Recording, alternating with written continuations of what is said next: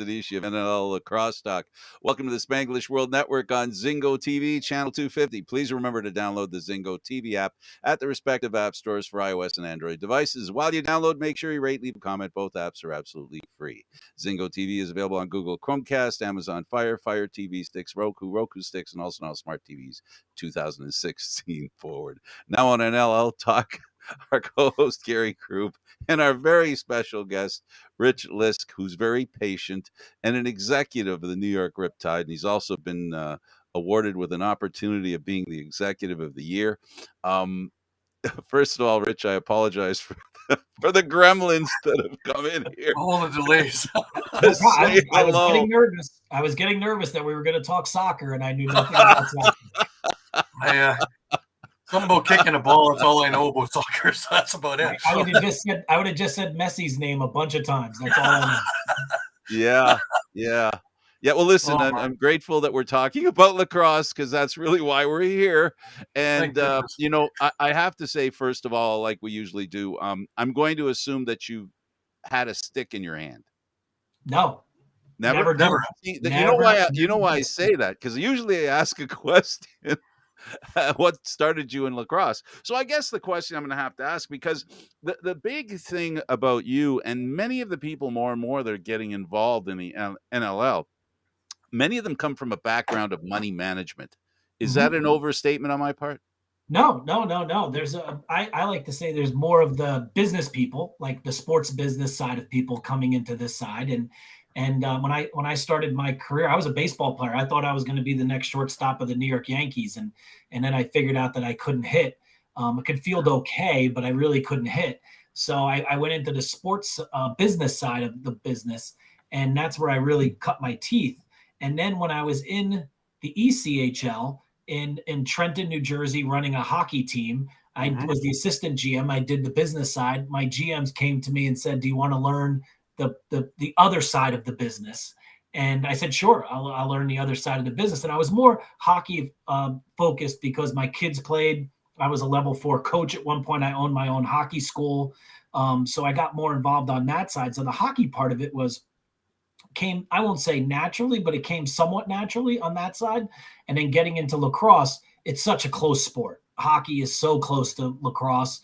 85% of our players are Canadian. They all play hockey and lacrosse. So it just made a natural progression to get in on that side too. So running the business side and the lacrosse side of things just came natural at some point. For a while there, New York wasn't represented in the NLL. Let's start there and talk about its return to New York City. Sure. They years and years and years ago, there was a team called the Tomahawks. They were here many, many, many moons ago. And then we had the Saints. And then it went away for a long time. And this was a market that the league really was very, very interested in. Obviously, it's the biggest market in the country. You want to be in the New York market. There was a lot of people that were very interested in this team. GF Sports, led by Gary Furman and Eric Baker, really stepped forward, put together a great proposal to the league, and they were able to bring the team in. And I call it's part of the Golden Triangle. You got that Fairfield County, Connecticut, you got Maryland and Baltimore, and you got Long Island is where that triangle is really where a lot of lacrosse is and a lot of really good lacrosse is. So I think that was a big piece of it. Being in a building as iconic as the Nassau Coliseum was a huge piece in it. And Long Island is a unique market because someone once told me it's the 14th largest market inside of the number 1 largest market. So that's a challenge in itself, but also a good challenge that it's there because it is its own community out there that you can really grasp in and really dig in and become that hometown team. So for them to bring the team back here, it was a huge, huge deal. The problem I think that we had was they launched the team and no one thought there was going to be a pandemic. And the pandemic was a tough one to really get this team off the ground with.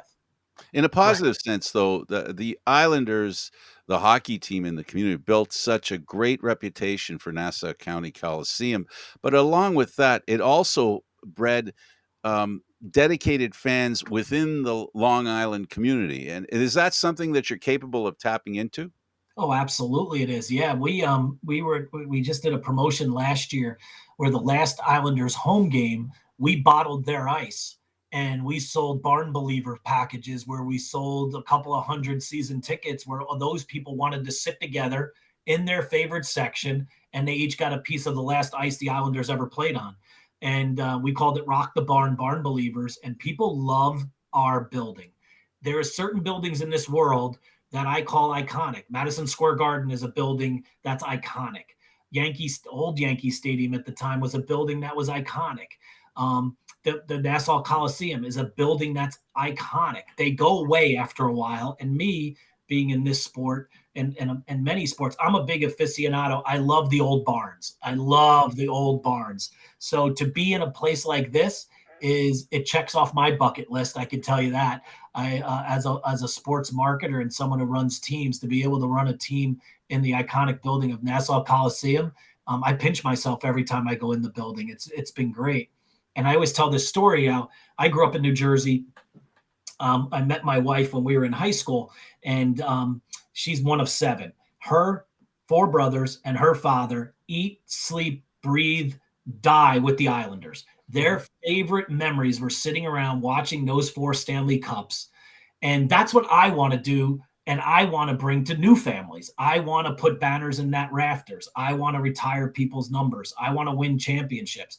And I want someone someday when they're 54 years old like me to say, some of the best memories I ever had was watching that team play. And I got to know Jeff Teat and Callum Crawford and Steve Orleman and Dan McRae and Riley O'Connor. Like, those people I got to know, and they were in my market and they lived here and they ate here. And they were the people we followed. That's what I want, because I see what it did to my wife's family and watching them, how they can still talk to this day. And my cousin, who was a big Islanders fan, I brought him to a game, and you would have thought I gave him $1 million, and he took pictures in front of the 4 Stanley Cup pictures that are downstairs near the locker room. And I told him we're in the Islanders locker room, and he had to get into the locker room and see the locker room. Like, those are the things that are just, those things are exciting to me. That's what I hope to build on. Yeah, the other thing is, and Gary, I promise you can have it after this. The the Island sports fans are very loyal and dedicated. Nassau County Coliseum, the place that you've talked about, you haven't overspoke about its relevance in that community. The Islanders tried going to Brooklyn. It didn't work, and it didn't work for a reason. I think the positive reason that we just finished talking about. I just wanted to add that in. I agree with you. I agree. I think Long Island is Long Island. We are part of New York, but we are Long Island. Absolutely. And I love the fact that we're Long Island. And you know what? They can talk bad about themselves, but nobody else will talk bad about Long Island. And no one will talk bad about that building, because that's their building. And I'm just proud to be part of it. I still remember Nystrom's goal like it was yesterday, to tell you the truth. Oh, sure. I love that. So always in the only place where the confetti kept coming out of the stands. And It's still coming. It's still coming. It's still coming. We find it on the ice, on our turf.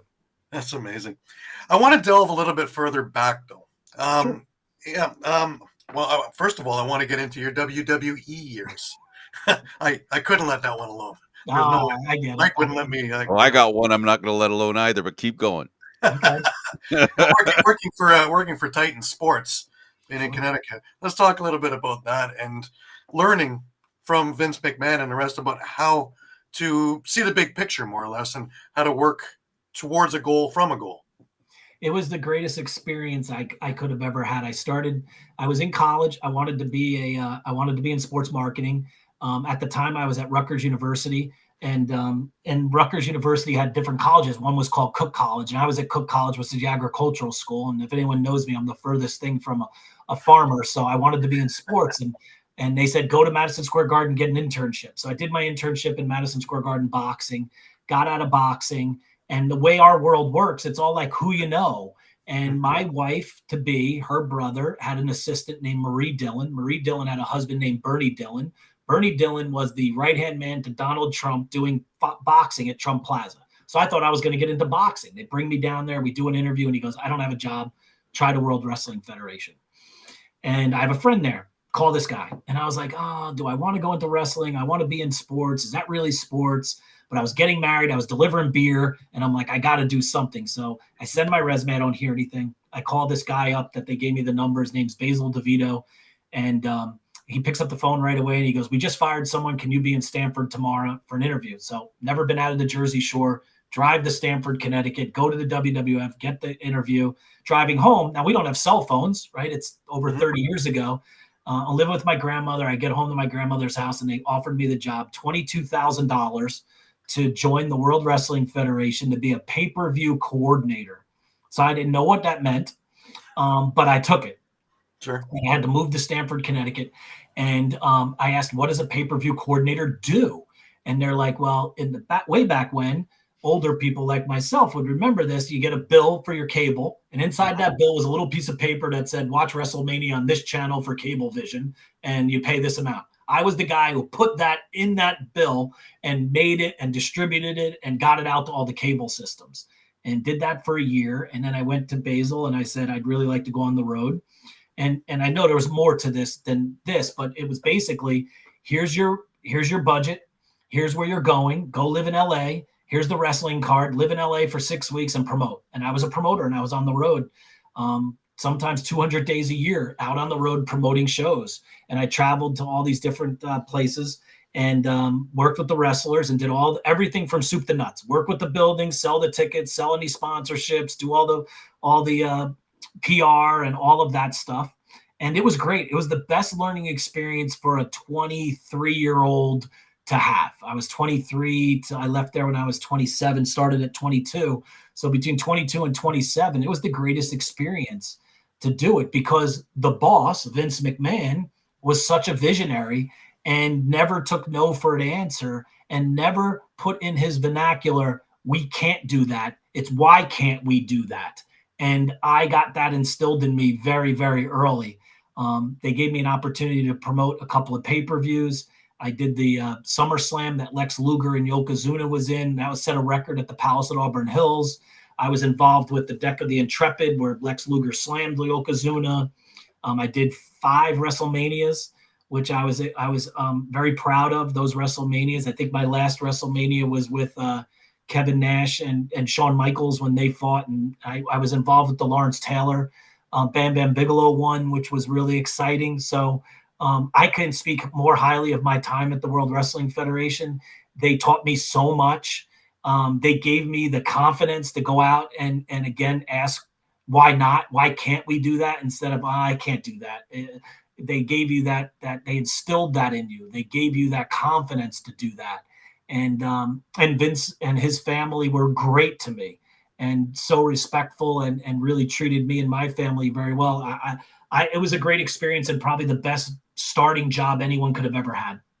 I think I'm going to assume something or infer it.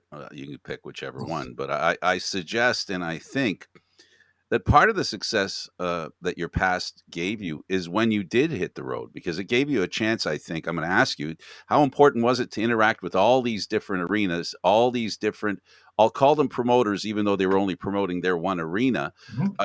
There's a lot of information that you could have gleaned at a young age that you could use today, I suppose. Absolutely. It was you grew up very fast, which was a good thing. You learned how to interact with the people in the loading dock, taking the ring in and out of the trucks, to the corporate sponsors, to the GM that ran the building.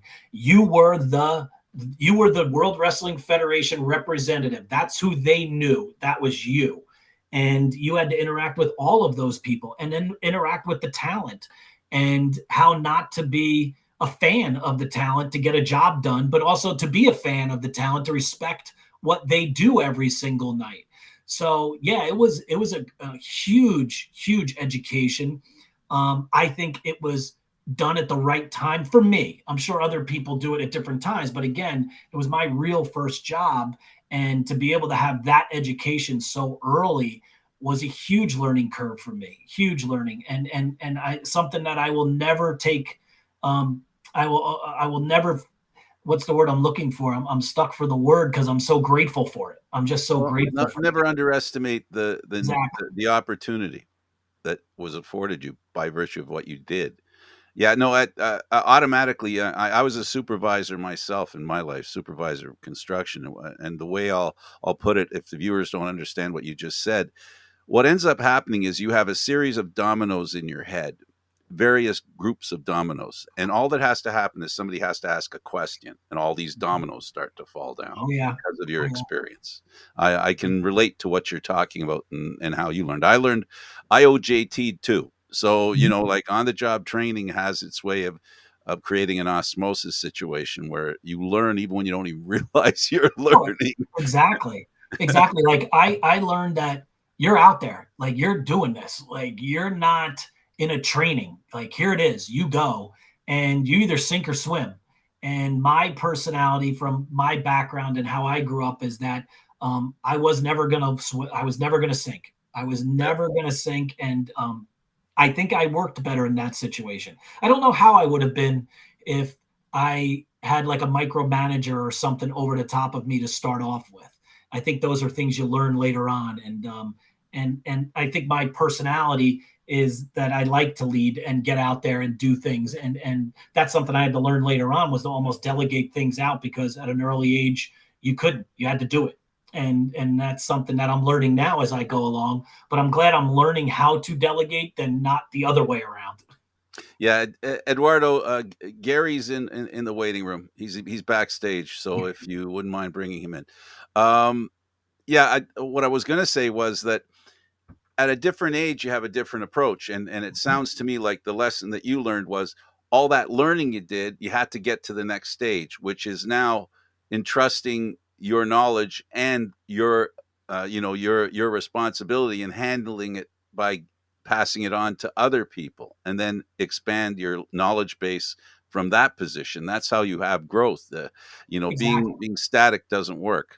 No, being static doesn't work. And now I embrace the fact that when I talk with my staff, and I'm an older person and they're younger, it's actually kind of funny. One time my staff person asked me what was it like before the internet, and I got mad, but then I thought about it and I was like, yeah, I didn't have the internet growing up, so I am an old person on that. But dealing with this young new people coming up, people took time to mentor me, and now I look at it more like that I'm mentoring these younger people, bringing them along. And I always tell them, I want you sitting in my chair. I want people that want to sit in this chair.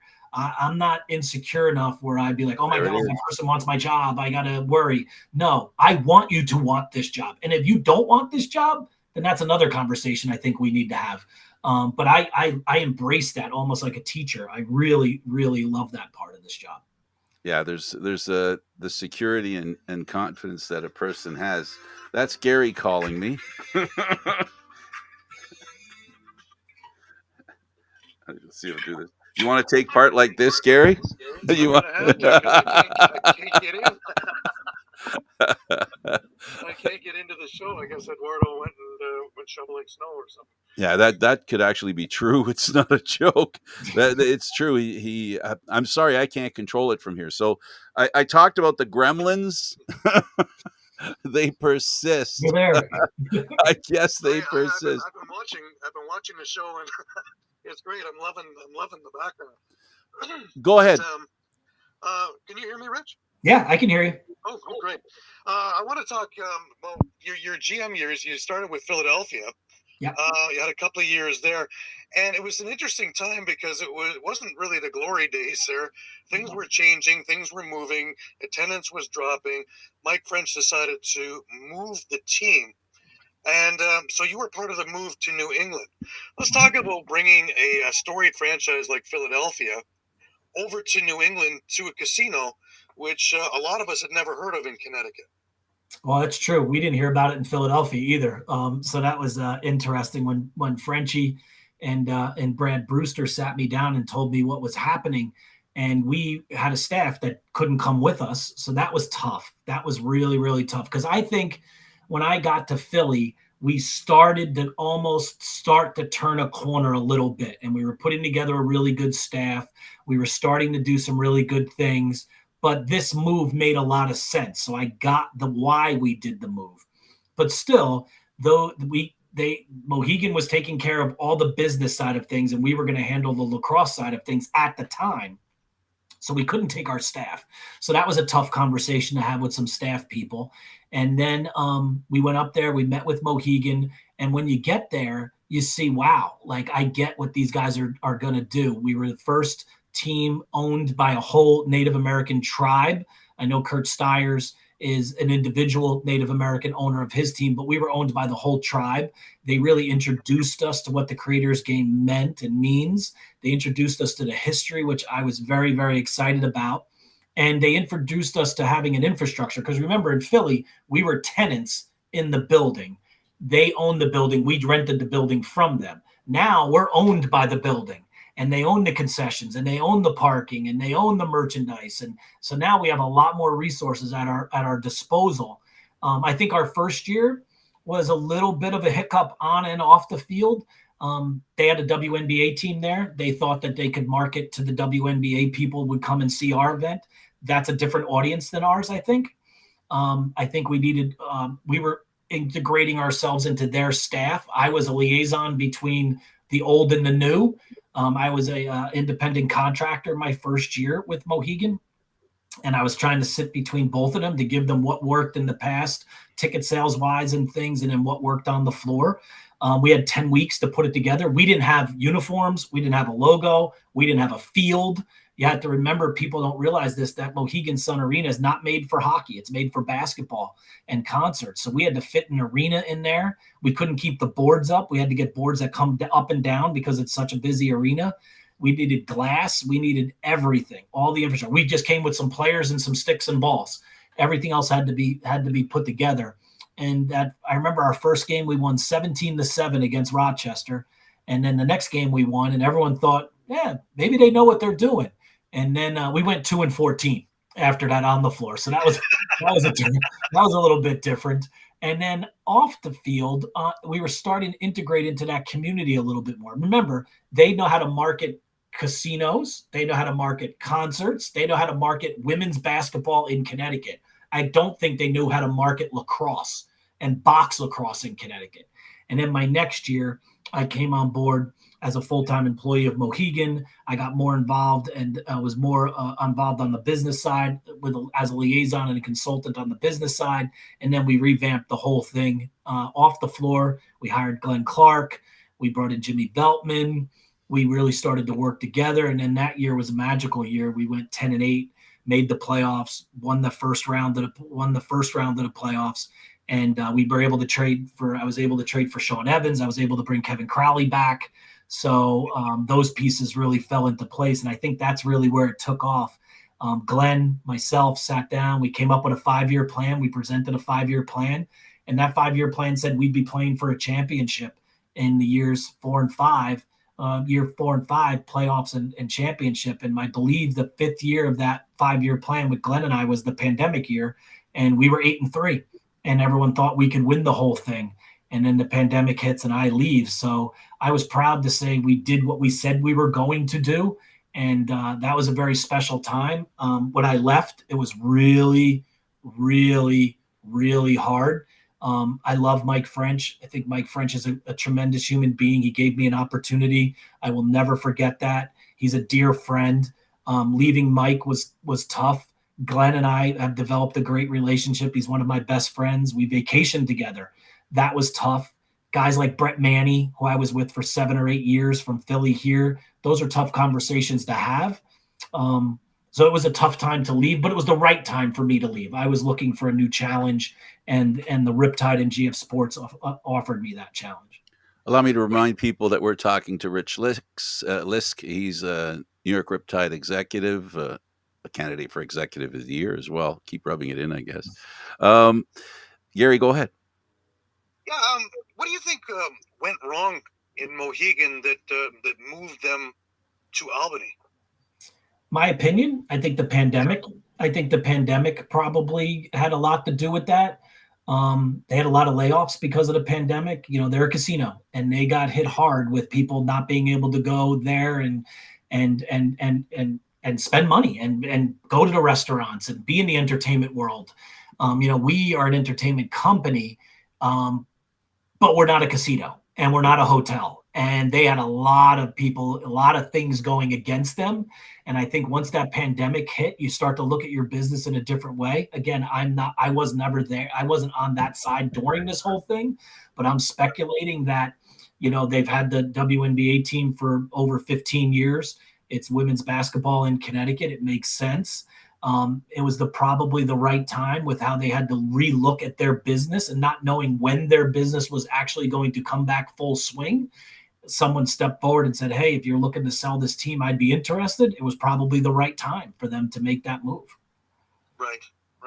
So you wind up with GF Sports and Entertainment. How did that come about? Sure. There's through this world, it's a lot of people, right, in the sports world. GF Sports and Entertainment's president is a person by the name of Sean Tilger. Sean and I worked together for when I was with the Flyers organization. He was there too with the building. We both lived in Philadelphia. We knew each other for 20 years. He took over as the president. He and I had a conversation. I was actually at some point had my own sports marketing company too, and I was running an event that GF was looking at buying. So Sean and I were talking about that. And then one day at breakfast, he said, I'm looking for someone to kind of come in and help on the Riptide side and take that over. I think we need to fix some things. And I gave him some candidates and they didn't work out. And then at one point he said, so what about you? And I said, that's interesting because I live in New Jersey. I wasn't planning on really moving out of New Jersey. I was planning on moving to the Jersey Shore. And my wife and I were in the process of doing that. And I said, that's interesting, but I'd want to do other things too. Like, I just don't want to do lacrosse all the time also. And he said, well, we have other events. We got tennis. We got World Long Drive. We just purchased. We had American Ninja Warriors. We did a show with the AKC. He goes, I'm building out my staff. Why don't we talk about it? And that conversation took probably a week. I went and I talked with Mike French. I told him that I was having this conversation. He granted permission for me to go do that. I talked to Gary and Eric, our owners. I talked to Sean, and we were able to put together a deal that made some sense. I moved to Long Island for a couple of years, really redid the whole staff internally, externally, on the floor, off the floor. And I'm a person that if I'm not growing and moving, I get stagnant, and I never want to get stagnant. And this opportunity was perfect for it. And it all came about from a mutual friend that I had with Sean. Hey, don't forget the Kennel Club connection. I got 3 dogs here. We had an event called Meet the Breeds with the American Kennel Club, and we just finished that relationship with them. But we put on a couple of shows called Meet the Breeds. But you were able to stabilize that whole franchise over a period of time, sure. But a team that didn't really start off wowing the league, you were able to both on the floor and off the floor really stabilize through securing partnerships. Working with players, changing over your whole staff of coaching, changing really the whole idea in there. I believe I heard you say you wanted character, not characters. Yeah, that's my thing. So when I got there, Gary and Eric asked me, do an assessment and see what's going on. Do the business side first. So I wasn't involved in the lacrosse side at the beginning. I did the business side. And we only had like 2 ticket sellers, 1 director of ticketing. We kind of had a sponsorship person. We really didn't. So I put together a 5-year plan for them on the business side that said, I'd like to have 6 ticket sellers and 2 directors, and I'd want to have our own in-house sponsorship people, and we need marketing people, and we need a marketing person not to do marketing, game day, PR, social media. We need each person to do their own thing. That's how you're going to build that. So that was perfect for us to be able to do that. And then the pandemic hits. And the pandemic really shut everything down to where the bleeding stopped. And then we could step back and look at this and say, okay, this is what we do. And I give Gary Furman and Eric Baker all the credit in the world with Sean's guidance on this, that they didn't furlough any of us. They didn't let any of us go. They said, what resources do you need to make this team the best team it can be? And I said, here's what I'd like to do. And they said, great, we trust you, go and do that. Then I started talking to the players and figuring things out on that side. And I did a lot of interviews with the players, and I'm a big journaler. I journal everything. So I'm sitting down, I'm going through everything with those guys, and words kept coming up that were not in a good light. And I go to Eric and I said, Eric, what do you want out of this team? What do you want this franchise to be? And he said, I want to be the premier team in this league, not a premier team, the premier team in this league. So I go back to my journal and I'm looking through the journal and I see pride, I see passion, and I see promises done in a bad way. So I said, you know what? A lot of broken promises, a lot of there was no pride or passion. So if I said, if we have passion and pride for this team, and I make a commitment to the players and the staff, front office and on the field staff, that we will not break a promise to you and you will not break a promise back to us. If we can do those three things, then we will be the premier team in the league. So we live by P to the fourth power. It's on all of our shooting jerseys. It's on all of our shorts. It's on our jersey. It's the staff has it. Because when I got here, I noticed that the staff was one entity, the coaching staff was one entity, and the front office staff was one entity. And I don't believe you can win by having three different entities trying to pull in one direction. You need one entity pulling in one direction. So it's not uncommon for me to put the players and the staff on with my office staff, and our office staff surpassed their goal of season tickets. I put them on with the players, and the players congratulated them. We're all in this together. We all have shirts that say P to the fourth power. The players know my staff by first name, and our staff knows the players by first name. But that also starts by, as you mentioned before, we had to get rid of some things. And that's not the fun part of the job. Like, people think that's the hardest part. And when I made that decision, I want people to understand that, to go to Gary and Eric and Sean and say, I think we need to go in this direction. That was a hard decision for them to hear. It was very hard for them to say, okay, we understand, go do what you need to do. And then when I had to actually physically make those calls, that was hard. And from a staff of lacrosse operations people, I give them a lot of respect for what they did. They got this franchise off the ground. They did a tremendous job. I, Rich Lisk, did not see it coming out of the 1-12 where we were, and I didn't see a plan to move us forward. That's why I made that decision. And then when you go to some of the players, again, I've had some tough conversations with guys. I want men with character and not characters, and I want people that want to be help us grow the Riptide and not just be lacrosse players. If you want to be a lacrosse player, you can go play for 14 other teams in this league. We're trying to build something here in a foundation. And if you want to do that, then great. You buy into what we do. I can go on any one of us, the three of us, could go online and look at tape and see who can put the ball in the net and keep the ball out of the net. But I want the right person to help me build this.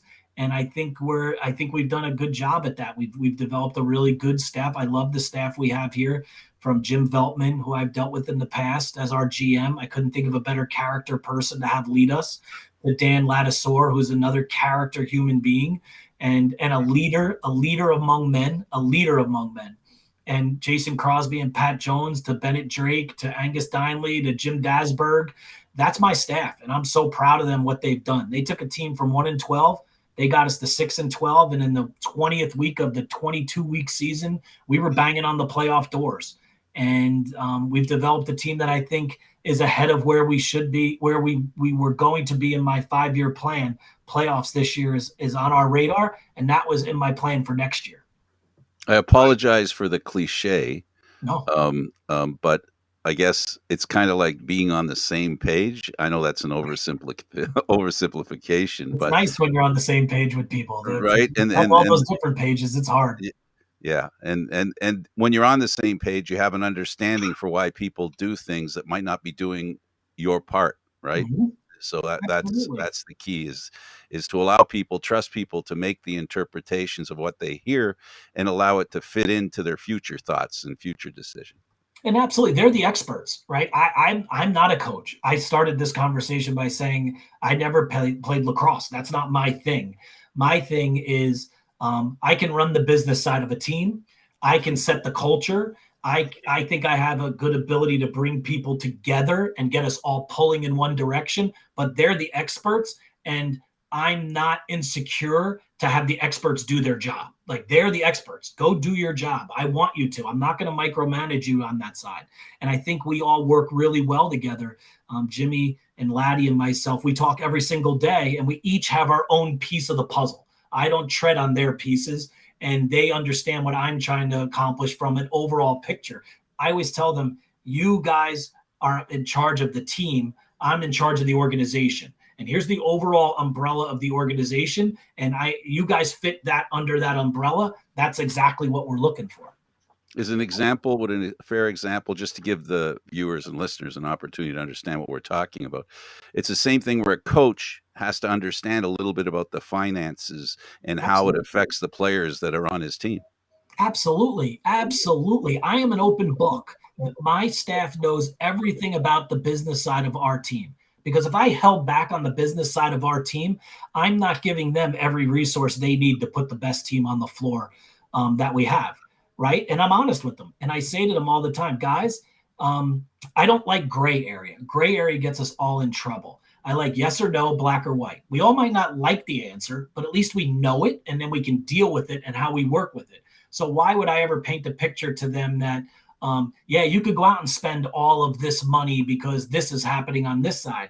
There's some tough conversations. And I have to tell them, like, we went from 200 season ticket holders the first year to, I think it was 397. We renewed 200. We got over 1,000 last year. That brings incremental money in, absolutely. But eventually, I want to get to 3,000 season ticket holders. And if I get to 3,000 season ticket holders, then that frees up other stuff for us to do.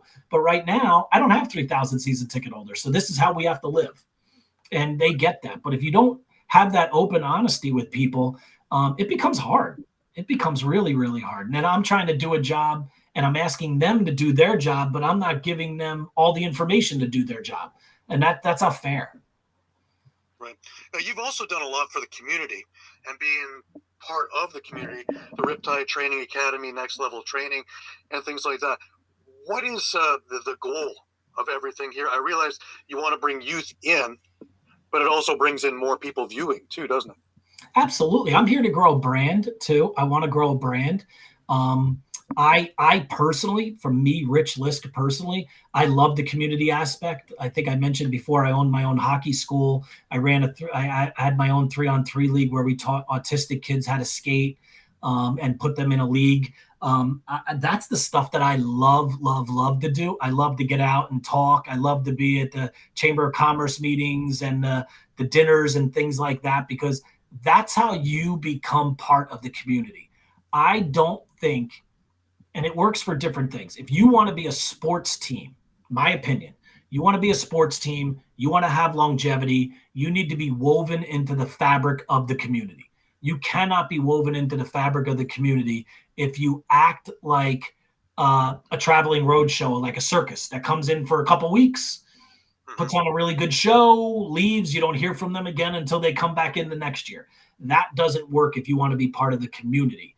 And I think, and I tell the players this all the time also, I want them to help me grow this. I live there. Like, I want to be able to walk down the street and have people say, hey, I met one of your guys and they were great. They took a picture with my kid. They did this, they did that. They taught my kid lacrosse. What a great human being. That to me goes a long, long way. Our staff lives on Long Island. They go to the schools. They go to the supermarkets.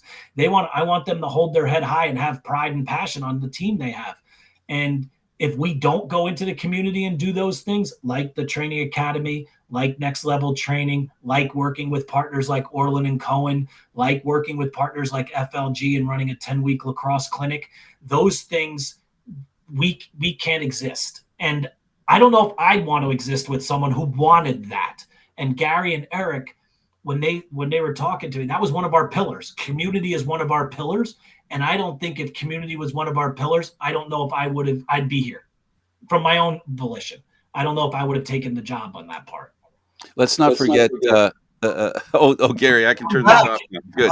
Okay. Let's not forget as well the 3,000 tickets you gave away, and I interpret them as prospective customers to, to local nonprofits dealing with anti-bullying and anti-vaping. You've done some really good stuff, and I'm not saying it's selfish work that you've done, but it is mutually beneficial. Absolutely. This sport's different, right? Americans like know and understand field lacrosse. They get field lacrosse. We're not field lacrosse. We're box lacrosse. So they have to understand my sport.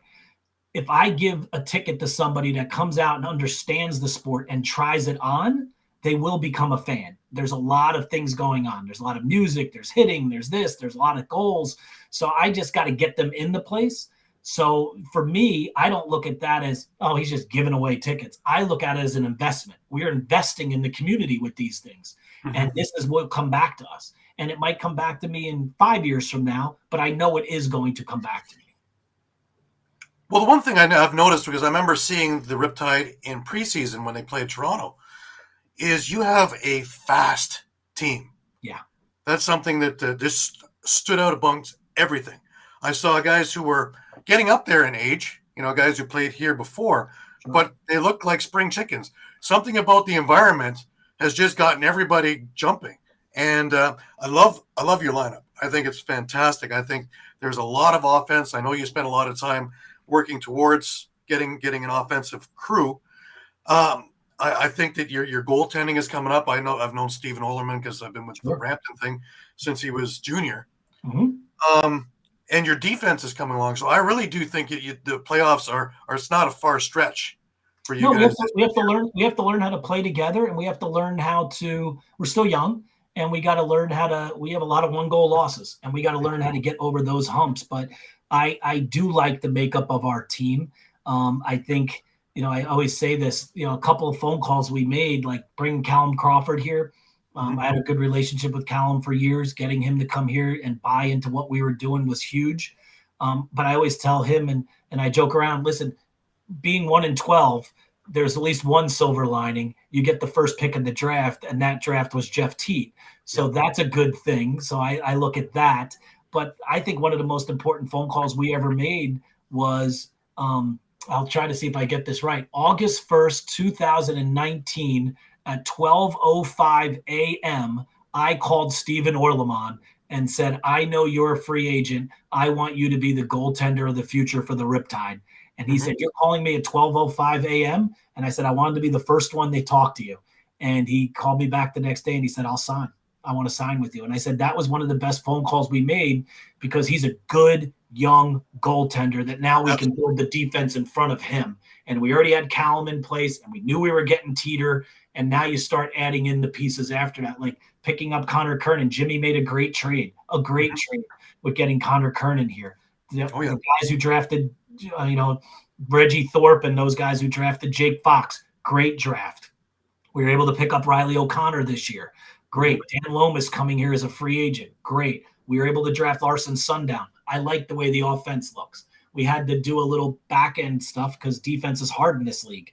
And we were able to fill some things in. Jimmy making those trades at the deadline to bring in Brent Noseworthy and Ron John were huge for us. Getting Tyler Digby in that to add that big body in up front. That was a huge, huge trade deal. People looked at us and said, well, you traded a first rounder for Noseworthy, but on the back end, we got a first rounder back and we got Digby and Ron John. So the culmination of that day was 2 defensemen, a second round pick, and Tyler Digby. And we really gave up 1 player. So that was a great trade. This year we picked up, 2 years ago in free agent, we picked up Damon Edwards. Great. I will give the Reggie Thorpe and those guys a great thing. They drafted Dan McRae in the expansion draft. Great captain. We were able to pick up Brunell this year and Jordy Jones-Smith. It's starting to come. And then our drafts, we drafted Andrew Borgatti. We drafted Deacon next year. It's all going to come into play here. I think we're moving in the right direction. I like where we're going. Am I satisfied? No, we're never satisfied. But I really like the direction we're going in. But you guys tapped into something that I have been saying for a long time is the transition game. Yes. Having Edwards, having Brunell, Domini, you're talking about guys who can dishevel your opponents because they're not sure if you're going to pull up, if you're going to go. So it creates a lot of confusion at the opponent's bench as well. And it creates penalties and other opportunities because of it. Yeah. So having that working. Push to play, right? Some people say the best defense is an offense, and at times it could be it. And I don't mind pushing to play. And I'm not a person in my life that sits back and lets something get dictated to me. I like to do the dictating. And Laddie and Jimmy and Jonesy. I mean, could you ask for, if you're a defenseman, could you ask for a better team to come to learn from than Jim Veltman, Dan Ladouceur, and Pat Jones, they're going to teach you how to play defense. So someone like Scott Dominy is a great example. Dahmer just never had a chance really in Toronto. We get him in an expansion trade for Dawson Theed with Panther City. We get Dominy here. He has a great first year for us in transition. We're teaching him now that with his speed and athleticism, he can sit back and play defense a little longer because he can use his athletic ability to get out in front. We had that discussion with him at the end of the year. We want to see him play more D. And he goes up and plays in the MSL this year and becomes Defensive Player of the Year. Yep. So those are things that are only going to make us better. Character? That's what I'm excited. Well, again, it's character. Yep. Instead of saying, oh God, I did everything this year for those guys, and now they want me to play D, and that's ridiculous. I know what I'm doing. He said, you know what? I'm going to listen to these guys because they know better than I do, and it is going to make me a better player. And he went and did it. That is the definition of character. You're absolutely correct. Well, that's what we bring back to Stephen Orleman. And I watched him in junior, and he has great natural talent.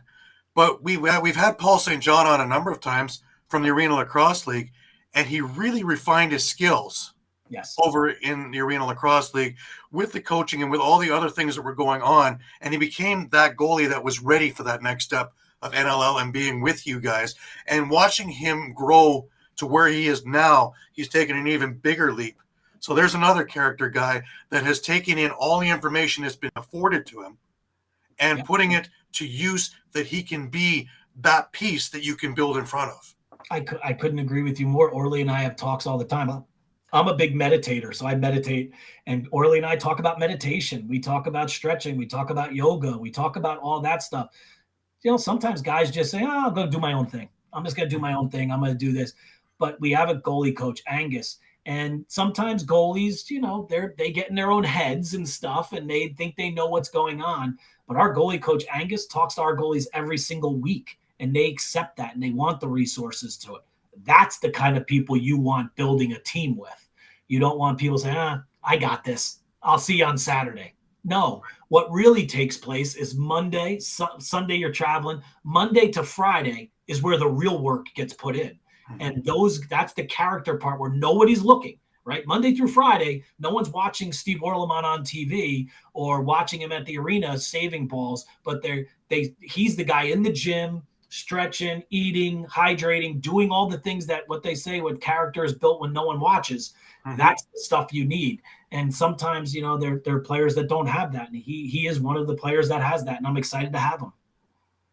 Well, we only have a minute or two left, and I really want to thank you for taking the time and talking with us about this. And, you know, I think that the New York Riptide are in great shape. I think that having you at the top and controlling things going on, having Veltman, Laddie, all the rest of your staff, I think that they are in great shape for years to come. And I wish you all the success in the world.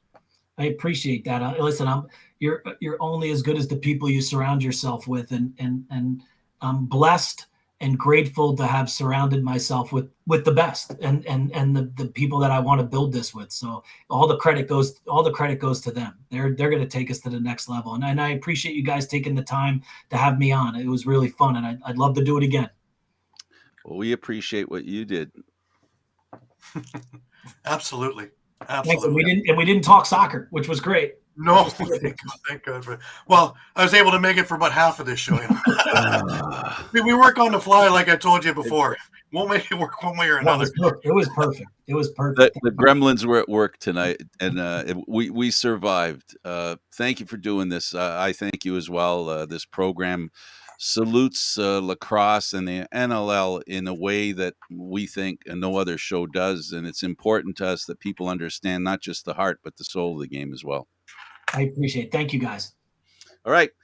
For Gary Groob and Rich Lisk, I'm Candid Frank Stanisci. Thank you for watching NLL Lacrosse Talk, seen live Thursdays at 4 p.m. Eastern Standard Time. This show can also be heard on the Spanglish World Radio Network. For lacrosse talk, news, entertainment, and other sports programming we offer, please check out spanglishworld.ca. Spanglish World. Watch it, hear it, read it, download it, and live it. Thanks for watching, everybody. See you next Thursday.